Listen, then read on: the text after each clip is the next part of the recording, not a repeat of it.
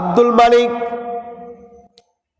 ইবনে মারওয়ান, আব্দুল মালিক ইবনে মারওয়ান একজন আল্লাহর ওলি ছিলেন। তার কাছে একজন যুবক হঠাৎ করে আসলেন। যুবক এসে কান্না শুরু করে দিলেন।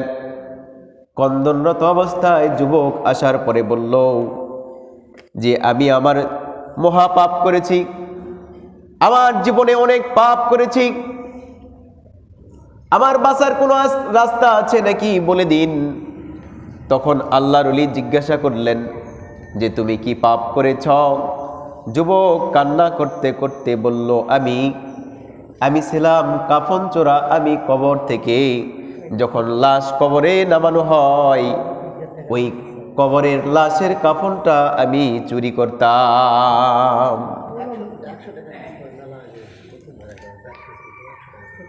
কবরের সেই কাফন চুরি করতাম। এই যুবক বলতেছেন, আব্দুল মালিক ইবনে মারওয়ানকে বলতেছেন, আমার জীবদ্দশায় আমি কাফন চুরি করতে যখন কবরে নামি আমি অনেকগুলো ঘটনা দেখেছি।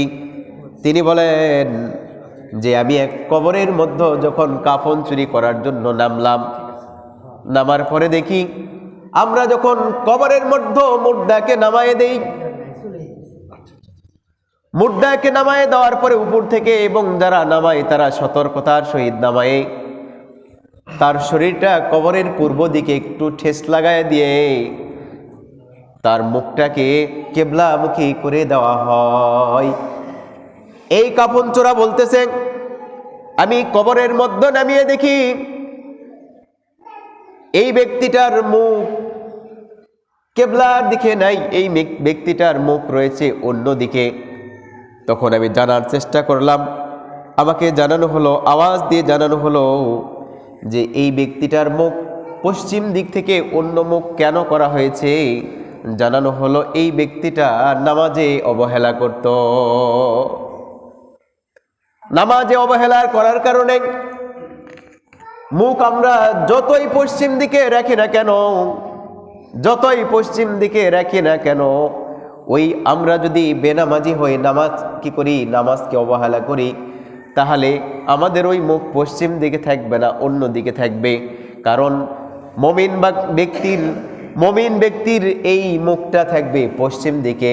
আর যাদের মৃত্যু হয়েছে কাফিরের হালতে, যাদের মৃত্যুটা হয়েছে কাফিরের হালতে, যাদের মৃত্যু হয়েছে তাদের ওই লাশের ওই দেহর ওই যে মুখটা অন্য দিকে থাকবে। কারণ পশ্চিম দিকে যাদের মুখ থাকবে আল্লাহর শাস্তি তাদের উপর বর্তাবে না। দরুদ পড়ুন, আল্লাহুম্মা সাল্লি আলা সাইয়্যিদিনা মাওলানা মুহাম্মদ ওয়া আলা আলি সাইয়্যিদিনা শাফিয়ানা মুহাম্মদ।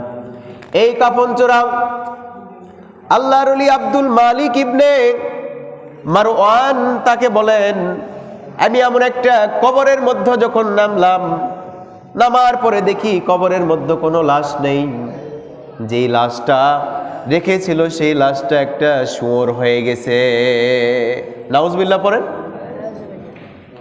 কবরে লাশ নেই, শুয়োর হয়ে গেছে। শুয়োরের গলায় আগুনের শিকল। আমি জানার জন্য চেষ্টা করলাম, আমাকে জানানো হলো এই ব্যক্তিটা দুনিয়ার বুকে মদ পান করত, যার কারণে কবরের মধ্যে মানুষ রেখে আসছে।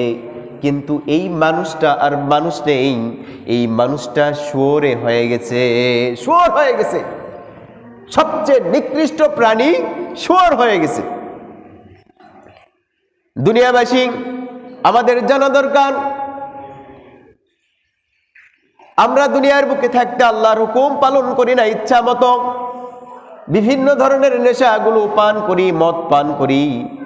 যারা দুনিয়ার বুকে মদ পান করবে, তওবা না করে যদি মারা যায়, আল্লাহ তাআলা যদি তওবা কবুল না করে, কবরের মধ্যে তাদের অবস্থানটা হবে শুয়োর।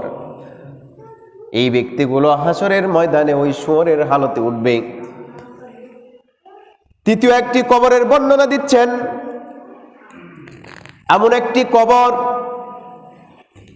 যখন তিনি নামলেন, নামার পরে দেখলেন আগুনের তার দিয়ে ওই মুর্দাকে মাটির সাথে বেঁধে রাখা হয়েছে। জানার জন্য চেষ্টা করলেন মুর্দাকে আগুনের তার দিয়ে মাটিতে কেন বেঁধে রাখা হয়েছে। আওয়াজের মাধ্যমে জানানো হলো, এই ব্যক্তি যখন দুনিয়ার বুকে পেশাব করত, পেশাব করে সঠিকভাবে পবিত্রতা অর্জন করত না। এই জন্য আত-তুহুরু শাতরুল ঈমান, পবিত্রতা ইমানের অঙ্গ।